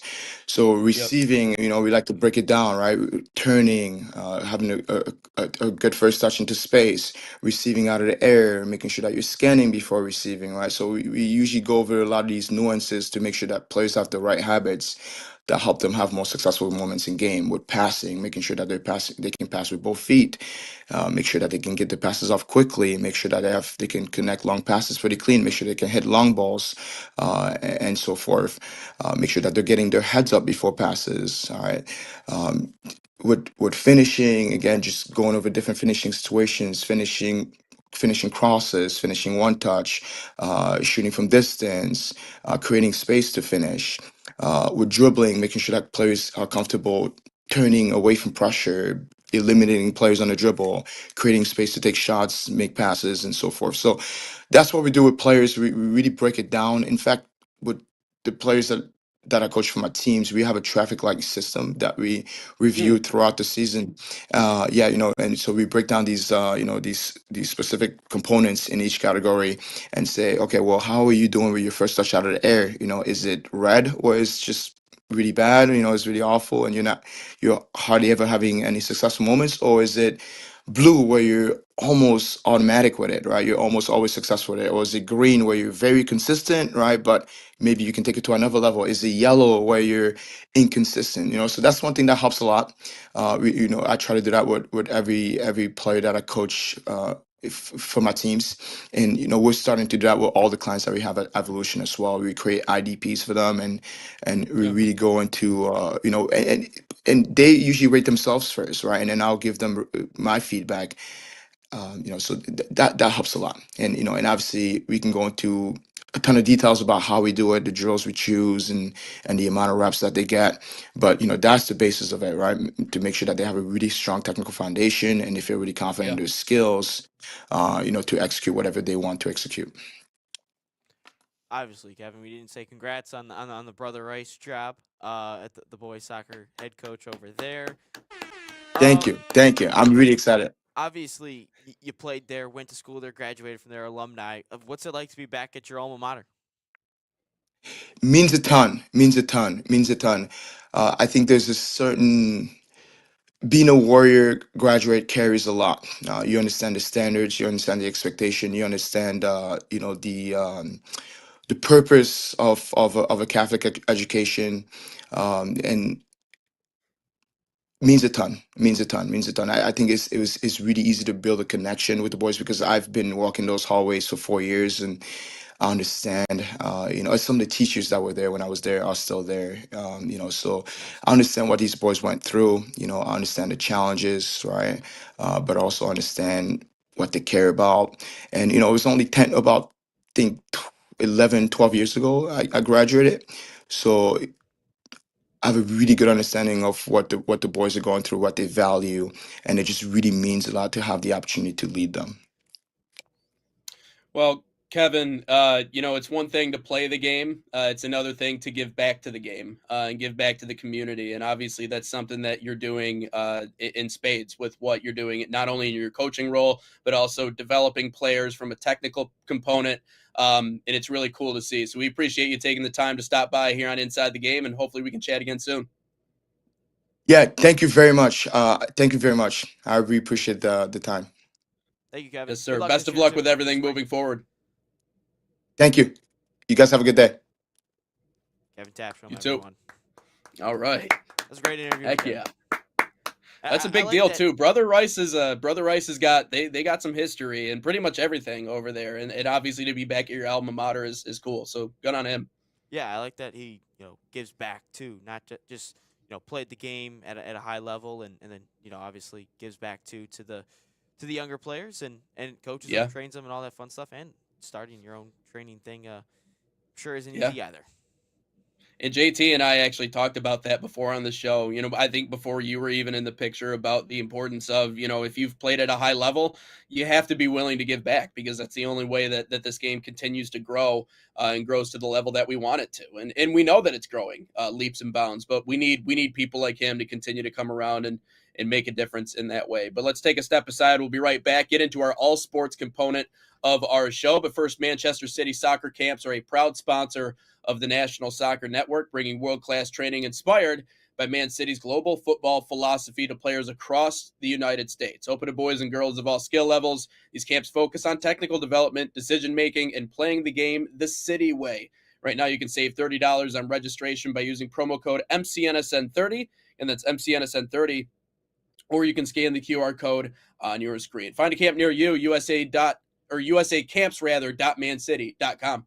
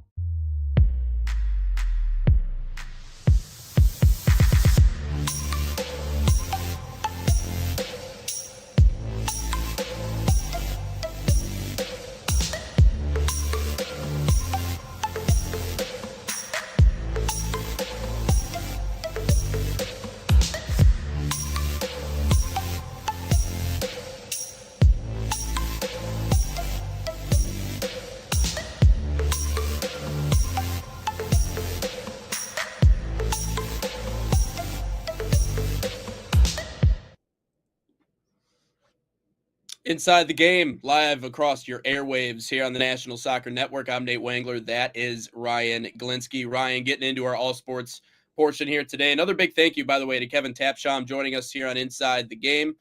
Looking to bring a few new people on, continue to do those interviews every week. So we're going to be bringing you some new stuff as we go here on the show. Let's talk a little bit about the NBA trade deadline coming. We got, obviously we still have a few more days, but obviously already the rumors floating around, including one that you actually just texted me during commercial break. Draymond Green could potentially be traded, which, obviously we've seen the kind of the deconstruction of what used to be the big three, really the big four in a lot of ways in Golden State. But obviously now just kind of dissipating, and it seems like Draymond Green might be the next in that list. Yeah, I gotta add one other thing. The Warriors, they could be a dynasty still, but they ruined it. Like if we're looking at it, they had the number 2 overall pick they used on James Wiseman, who sucked. They had Jonathan Kuminga. I mean, he's been underwhelming.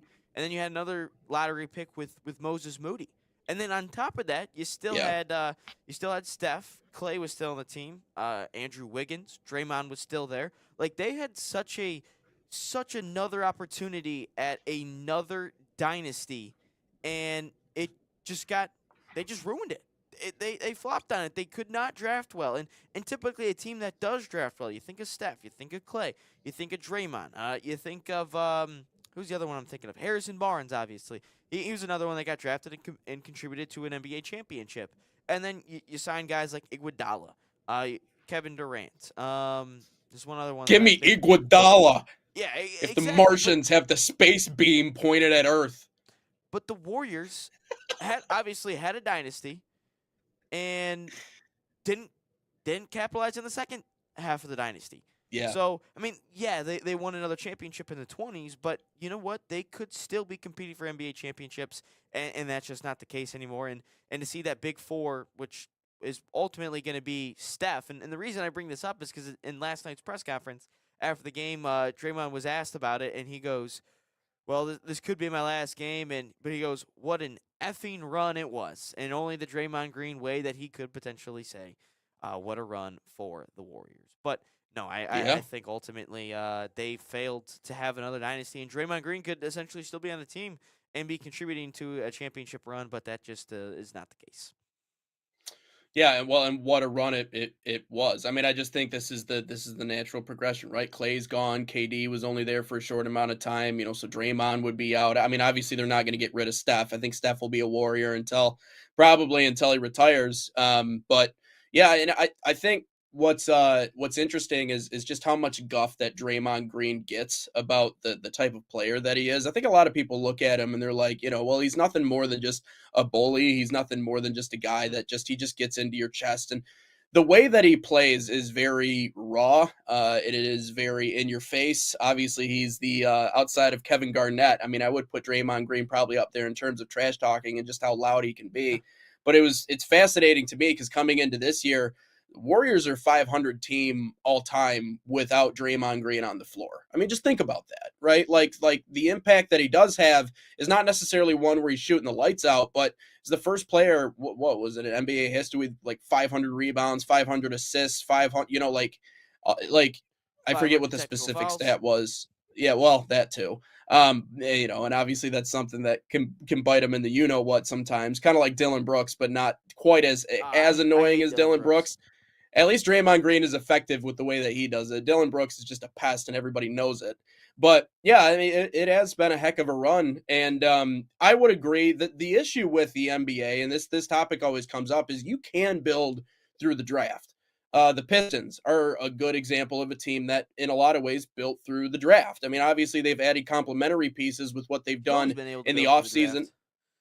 Yeah, but it takes time. That's not if you're talking about a dynasty where it's like we have to continue this dynasty, that means you have to continue to add big pieces like they did with KD.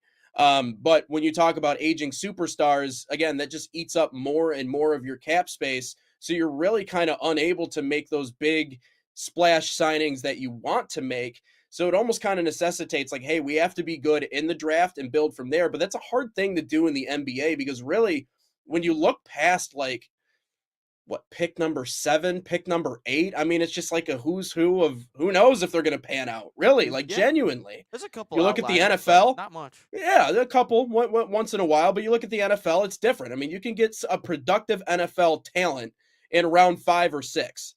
Obviously baseball is far different. Hockey, I don't really pay attention all that much. So I mean, it could be the same, couldn't be the same. I don't know.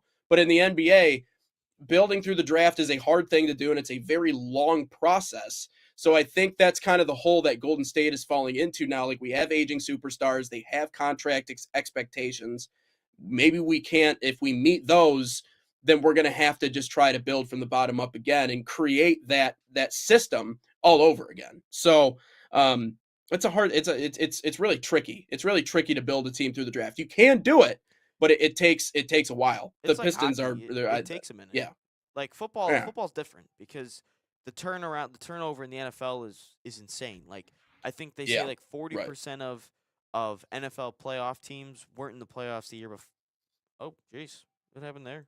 Oh man, we're going radio style. Okay, all Uh, right, never mind. yeah, just for our audio listeners.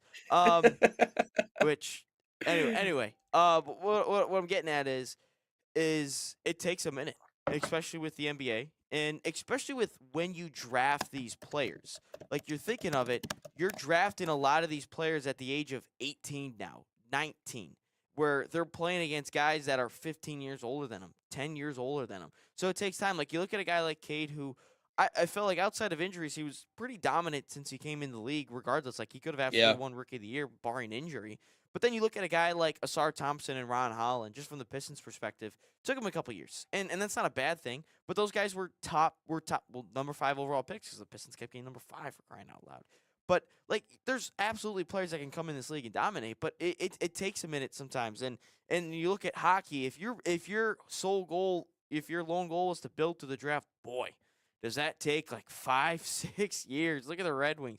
That takes a minute to build through the draft. I mean, you're like a year or two ago, last year really, you started to see the trickle effect of these young NHL prospects finally getting into the Red Wings first team, obviously, with Edvinsson and Casper. Now you look at ASP and Finney. So it took a minute, but it ultimately, you get there. And you look at the MLB, that takes a minute too. Probably not as long as the NHL, but not as quick as the NBA because it takes a little bit. But building through the draft, for anyone that says, you can't build through the draft in the NBA, you absolutely can. But the effects or the effect that it can take is it takes a minute. Look at the Thunder, as dominant as they are.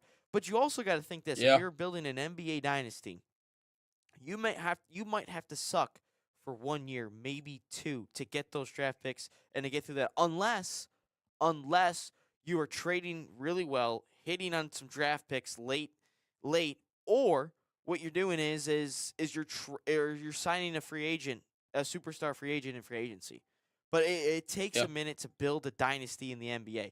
The NFL, much different because you think of the roster turnover and all that fun stuff. But no, and especially with the draft. But no, it takes a minute.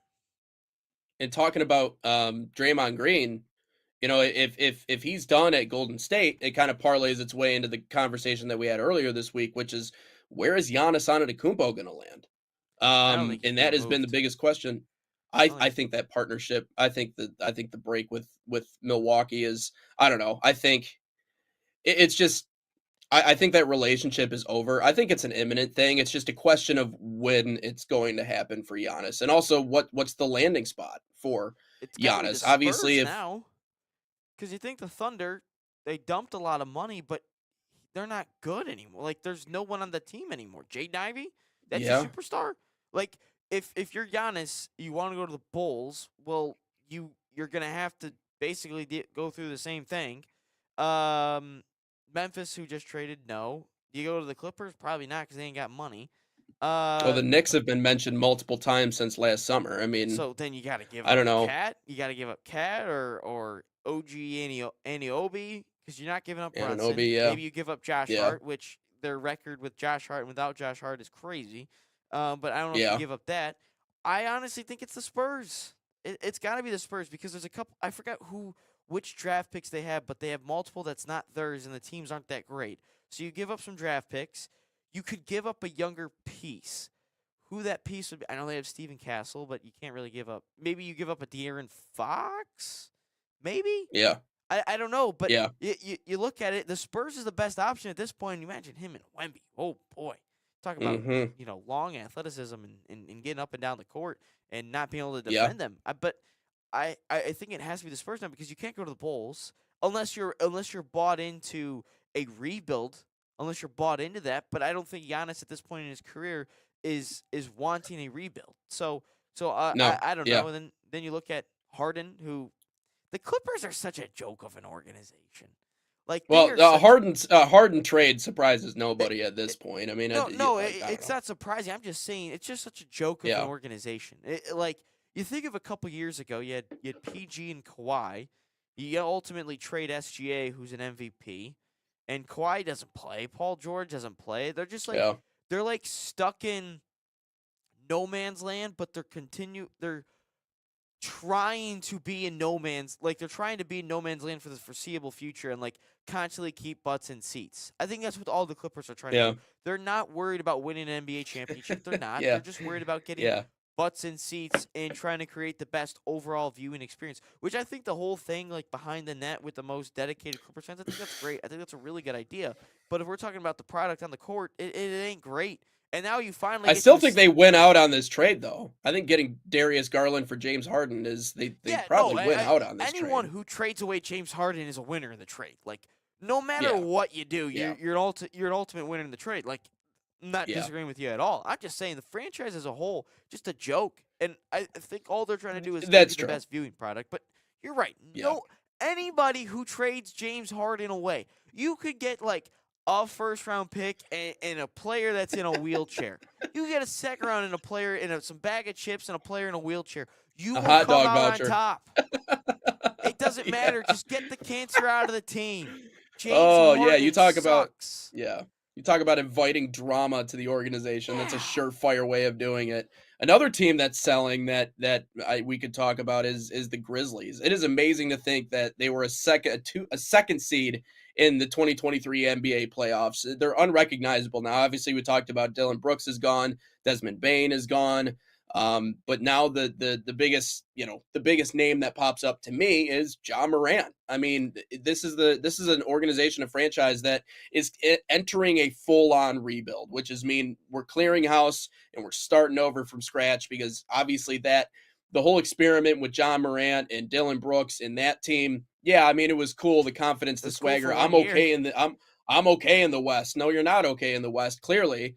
And that fell apart so unbelievably quickly. So Morant, I mean, that's another name that I'm looking at. But people are saying maybe the Sacramento Kings. I'm reading an article from CBS right now that says that the Kings could be a good landing spot for him. But I think the future of someone like Ja Morant, maybe the Atlanta Hawks. Obviously since Trae Young is no longer there. So I don't know. Where do we think Ja might be able to go? Nowhere. So I just searched up. I just searched up, what has happened since Ja has said best in the West. I'm fine in the West. So 27 and 55 record, doesn't make the playoffs. The year after he says that, gets swept in the first round. In the How long was he hurt for, though? Wasn't he hurt for like a lot of that?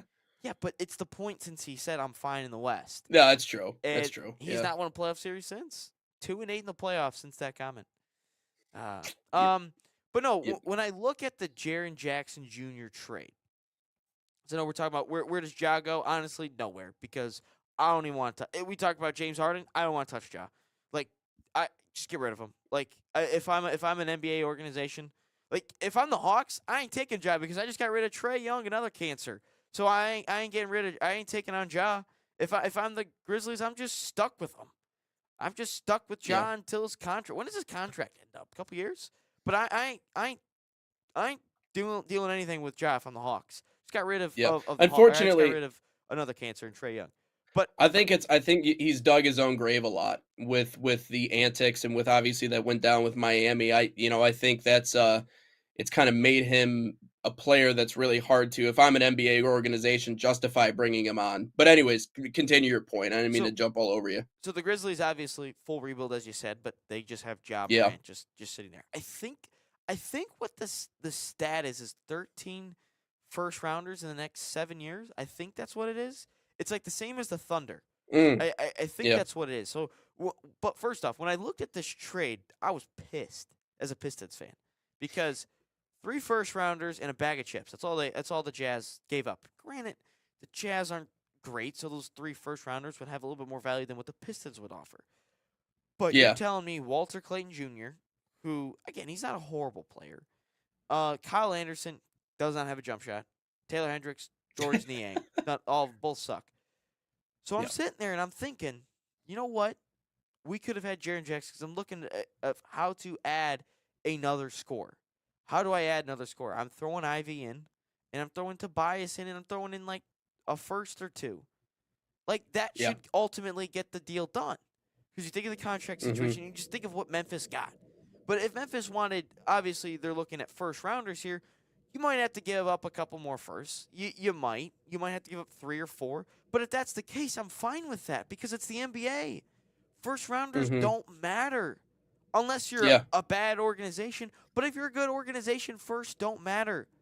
Why do you think the Lakers haven't had a first round pick in forever? Why do you think the Warriors, or not the Warriors, the Clippers haven't had a first round pick in forever? Granted, it ain't good for themselves, but no. What matters is the number 1 overall pick. That's what matters.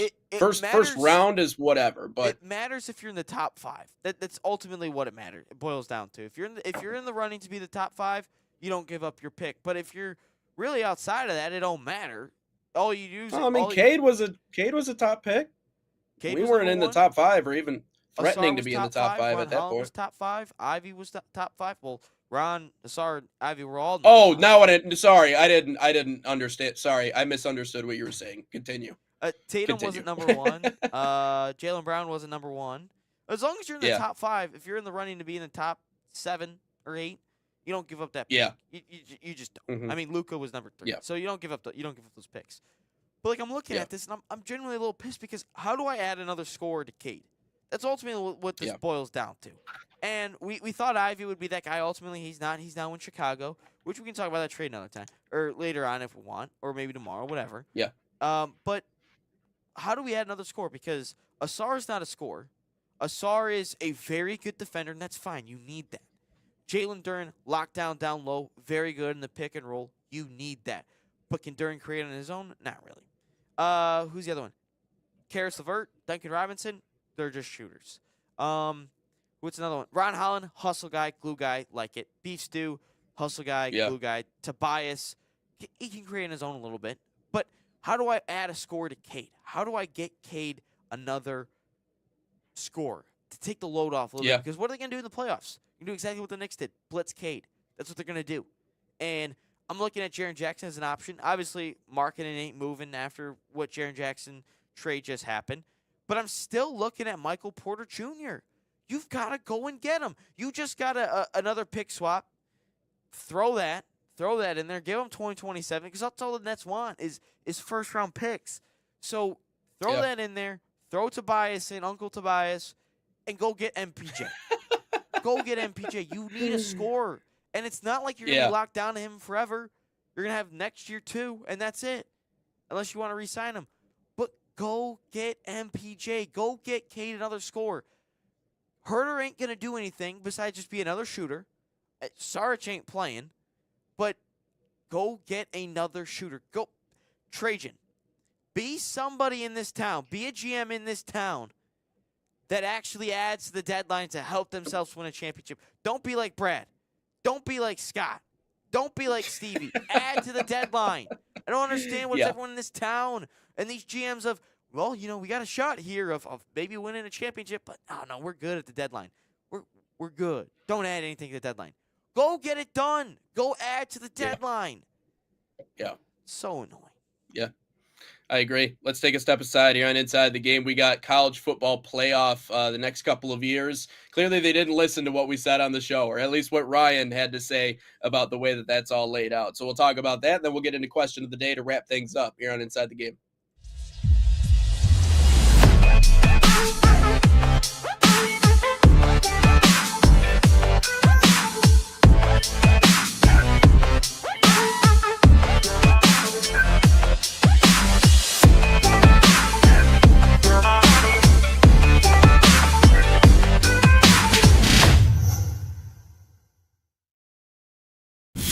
Experience the thrill of the game like never before with NSN's Game Rewind.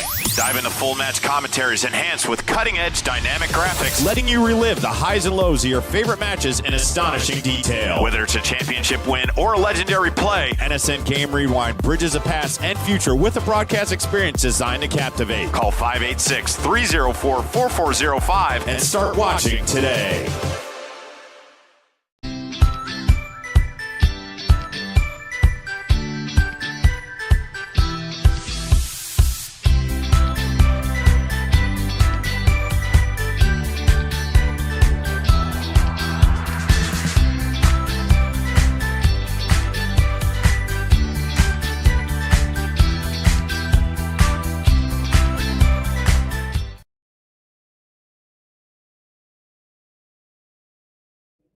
Getting into our final segment here on Inside the Game. Appreciate it. You, as always, stopping by. Whoa, something playing on my phone over there.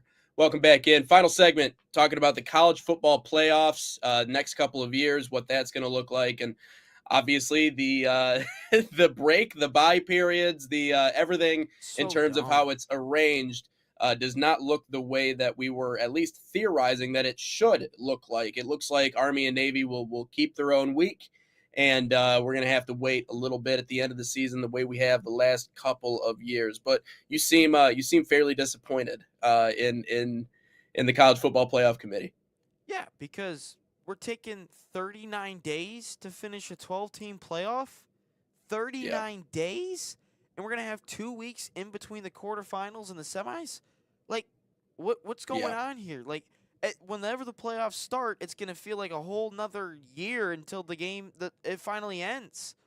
Like, it's stupid, and we're also talking about another thing that we've always or that everyone has talked about in terms of football is like the injuries and the contact use and the overuse. Well, you're just putting on practices that don't even matter anymore. Like, obviously, you're not. If you're a head football coach, you're not going to tell your team, "Well, we're going to take a couple days off here because we have 2 weeks in between games." No, you're not going to do that. You're going to continue to stay sharp and become better. It takes the NFL 29 days to finish a 14-team playoff, and if they weren't stupid and had a whole week off before the Super Bowl, it'd be done in 22. But the college football just continues to have this arrogance and this ignorance of let's just do it our way. Let's continue to get the network money. Let's continue to push. It's like, look at this. So the next 2 years, we're looking at this, and the quarterfinals are on the 30th, and it looks like the Friday the 1st, and then the Rose will obviously be on the 1st as well. And then the semifinals aren't until the 14th and the 15th, which ultimately means that the quarterfinals are on the 30th. That means Army, Navy are getting their own week again, and then we're getting the how it traditionally happens, where some of these teams are going to have a month off and some of these teams are going to have 2 weeks off. And basically, if you're a college football team, you want to stay in that 5 to 12 range because you get to play quicker. And that record of those bye teams are 1-7. It's going to continue to grow. And then you look at 2027, it's the same exact thing where the quarterfinals are on New Year's, and then the semifinals are not until the 13th or the 14th of January, which then ultimately means that I think the national championship game is going to be played on like the 22nd or the 23rd or something stupid like that. But it's just dumb. Oh, it's the 21st. Well, so yeah, that'd be 23rd would be the finals. Yeah. It's just stupid.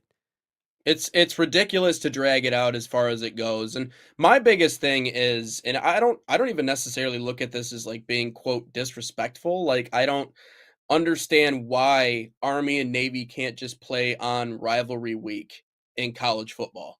You play have on conference championship week, but give them a different time. Right. Well, Give them so prime I time mean, spot. you have Michigan, Ohio State. You have, obviously you have all those matchups in week 12. So why not just be a part of that? I mean, it just seems like something that, and I understand that it's America's game and it's kind of set aside in a way because we talked about all of our, like the dead rivalries, but also the biggest rivalries in college football. The reason why they are in a lot of those situations, history is a big thing, but also because both teams are relevant. Both teams are in the fight. Army, Navy, like no one's playing for a championship. No one's playing for really, maybe bowl eligibility or like a conference championship. But the truth is that they're not playing for a national championship. They're not playing for anything really all that much bigger. They're just playing to beat each other. And so that's why I think people are like, well, we have to set this game aside. Sure. But that's only creating more strain, as you talked about. The amount of time that teams have to wait until they play again in the playoffs is just ridiculous. But we know why it is, right? Like it's a always follow the money. Like anytime there's a question of why does college football, whether that be the committee, whether that be the National Collegiate Athletic Association, why do they make the decisions that they make? Follow the money. The money will give you the answer to these questions 99% of the time. And so, for me, when I look at this and when I look at the fact that they're not willing to change things around, despite a lot of people raising concerns about this. So for what it's worth, we're not the only show that's talked about this.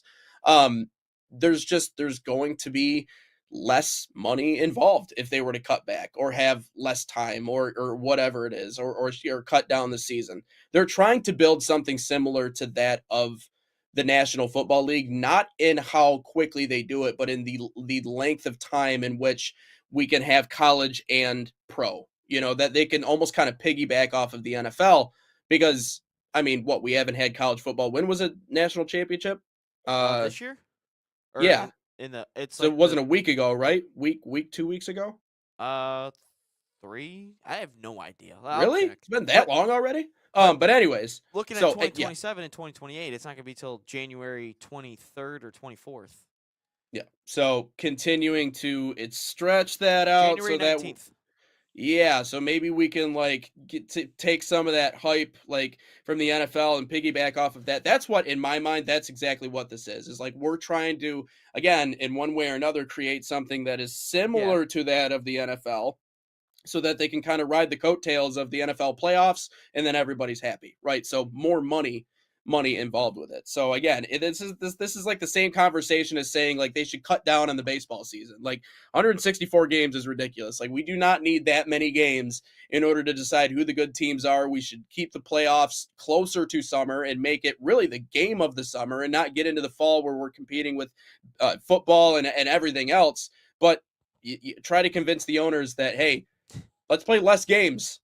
No, how about not? Because that's going to cut down the amount of money that we're making. So that sounds like a stupid decision to everybody there. So yeah, I mean, I Yeah, think well, they ain't we're even all gonna have kind a of aware season. of why it goes. Yeah, They're not even gonna have a season. But when I look yeah, at that's this, true. That's true. when I look at this, where does the transfer portal show up in all of this?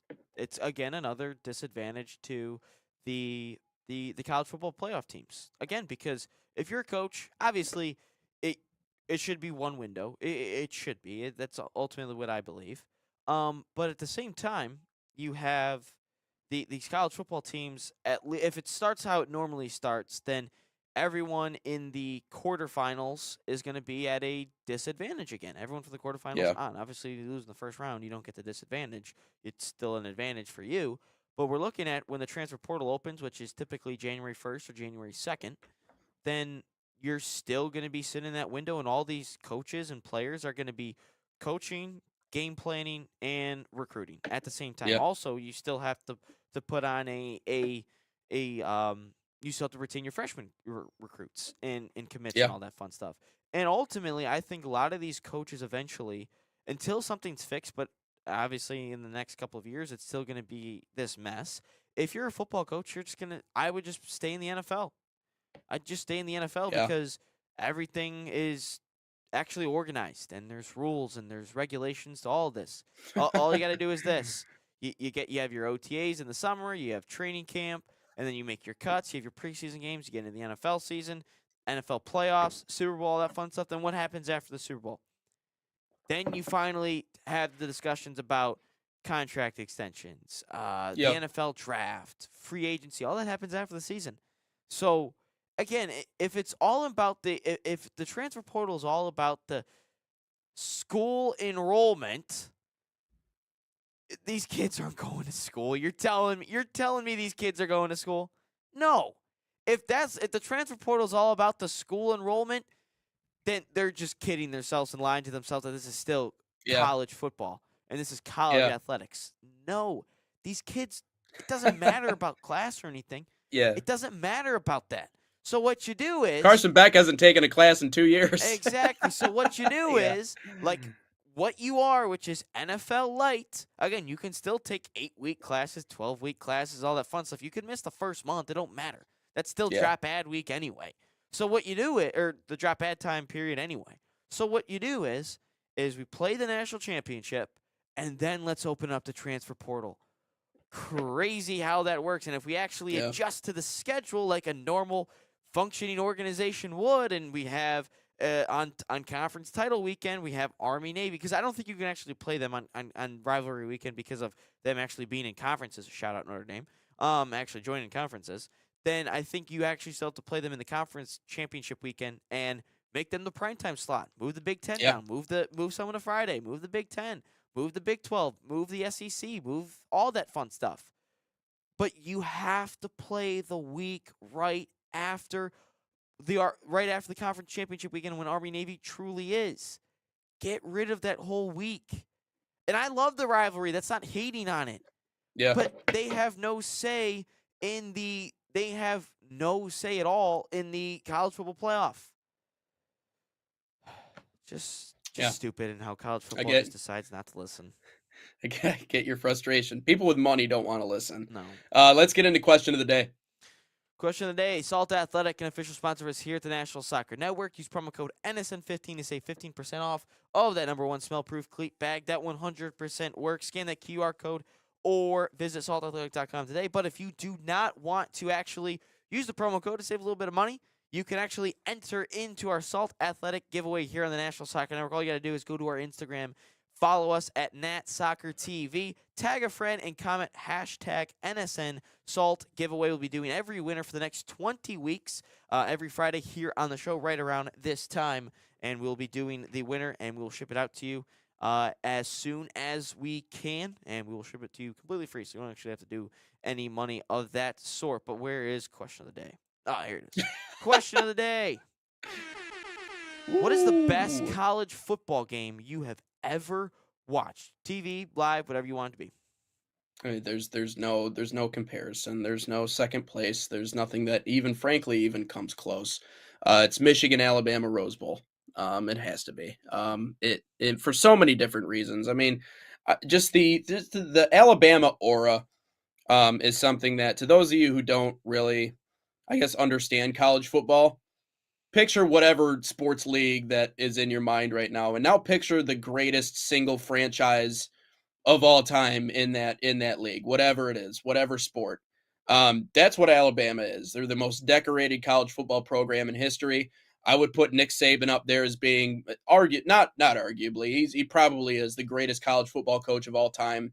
And even at the end of his career, when Michigan drew that selection that they were going to play Alabama in the semis, immediately, you kind of hear the groan and the shock and the, oh boy, like we got to play Bama. Like, we know how that worked for Michigan to open the season against Bama the last time they played them, years and years ago, back when Denard was on the team and they got ran off the field. We know how that worked out for Notre Dame when they were in the playoffs and they had to play Alabama. Now, obviously, those were far different Alabama teams than what it was at the end of Saban's career, but it had that reputation around it. And so, to go into that game, I think there was just kind of an expectation, not an expectation, but I think a lot of people were like, okay, like, we've seen this story before. We know how this plays. Team comes out of the Midwest, comes out of the Big Ten, and then they play the big bad SEC school. They get beat by 3 scores, and then we move on with our life. And the reputation of Jim Harbaugh continues, of he can get them to the playoffs and he can finally beat Ohio State, but he can't win the big one. And so for them to go toe to toe with that Bama team and win it on a goal line stand, or not really a goal line stand, but they were at the 3-yard line in overtime, was just, it was the most emotional roller coaster I've ever been on as a college football fan in my life. Nothing, at least for now, I say, will ever replace that Rose Bowl game. Yeah, especially ever. starting off the game with a pick from JJ, which Yeah. ultimately was overturned. But no, what I would agree with Yeah. you. I think from a pure fan or pure, like, I'm a fan of a team, it's definitely that, because they've grown up, it's all Alabama this, Alabama this, Alabama that. Them losing 2 games in a season was like the world is ending, but with Alabama. And there were still some really good players on that team. Caleb Downs, Terrion Arnold, you can argue Jalen Milroe or not. Dallas Turner, first rounder as well. So, but no, I would agree with you, and especially to finally win a playoff game after, watching them choke away against TCU and get blown out by Georgia, and ultimately winning the national championship. I would say that's mine as a fan, but actually watching a game and being a neutral, it is 2019 LSU Alabama, because you watch that game, 18 first-round draft picks in that game. 18 first-round draft picks. Tua versus Burrow. You think of the wide receivers all over the place, Jalen Waddle, Devontae Smith, and then you look at the other side, Jamar Chase and Justin Jefferson. Terrence Marshall actually was a second-round pick or so. Clyde Edwards-Helaire's on that team, Patrick Queen, Derek Stingley, all those guys.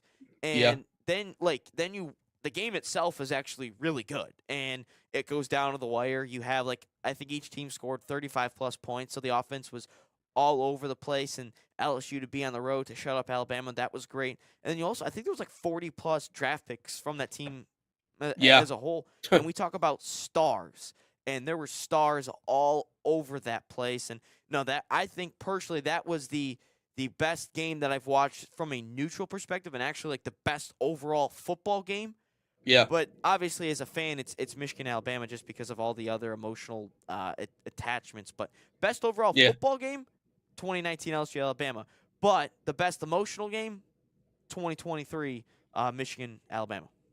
Miami OSU is a fun one too this year for personal reasons. But Yeah. thanks for stopping by as always to Inside the Game episode 223 coming up tomorrow. Our thanks to Kevin Tapchom joining us on the show. Again, we're going to continue to try and get more people in as we continue. But that'll wrap things up for today. Back at it tomorrow at 9 a.m. as we continue to roll along right here on Inside the Game.